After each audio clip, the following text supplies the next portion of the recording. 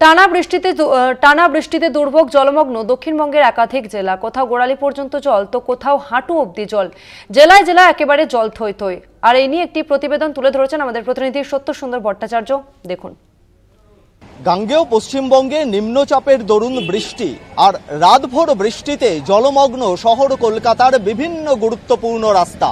আর্মহার street, Thanthania, Sukia street, Muktaram বাবু street, central Avenue, Mahatma Gandhi road, বিবি Ganguly street সহ একাধিক জায়গায় কিন্তু জলমগ্ন হয়ে রয়েছে। আর সেই জমা জলে যথেষ্ট অসুবিধায় পড়েছেন নিত্যযাত্রী, অফিস যাত্রী যারা রয়েছেন। কিভাবে অফিসে যাবেন? খুবই অসুবিধার মধ্যে পড়েছি। বিগত এক বছর ধরে হলো এই রাস্তাটায় প্রচুর জল জমছে। কিছু কাজ করলো কিছুদিন আগে, তারপরে যেমন জল জমা তার থেকে বেশি জল জমছে।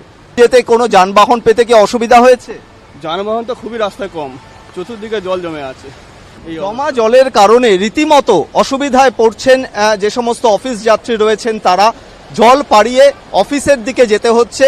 বাস পেয়েছেন? কিভাবে যাচ্ছেন অফিসে? কিভাবে যাচ্ছেন? হেঁটেই যেতে হচ্ছে এখান থেকে, হেঁটে, বিকজ বাস আস্তে আস্তে পাওয়া যাচ্ছে না, খুব স্লো যাচ্ছে এখন। যাই বাস হচ্ছে তো হেঁটেই যেতে হবে। যথেষ্ট অসুবিধায় পড়ছেন নিত্যযাত্রীরা। কিন্তু এর মধ্যেই কলকাতা পুরসভা কন্ট্রোল রুম থেকে নজর রাখছে বিভিন্ন জায়গায় যে সমস্ত পাম্পিং স্টেশনগুলো রয়েছে। কলকাতা পুরসভার ৭৮টি পাম্পিং স্টেশন, সেখানে পাম্প সচল রাখা হয়েছে।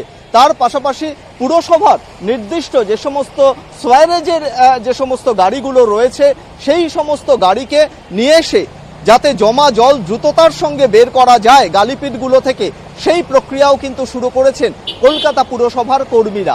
দিয়ে লোড করে ওইটাতে দিচ্ছি, আস্তে আস্তে খালি হচ্ছে, আরো গাড়ি আসছে, আরো গাড়ি করবে। মোটামুটি 6টা থেকে স্টার্ট করেছি জল তোলা। সব মিলিয়ে দিনভর বৃষ্টিতে নাজেহাল শহরবাসী। তার পাশাপাশি পুরসভার তরফ থেকেও দ্রুততার সঙ্গে যাতে এই জমা জল বের করে দেওয়া যায় সেই প্রক্রিয়াও শুরু হয়েছে। ক্যামেরায় সুবীর দাসের সঙ্গে সত্যসুন্দর ভট্টাচার্য, কলকাতা টিভি।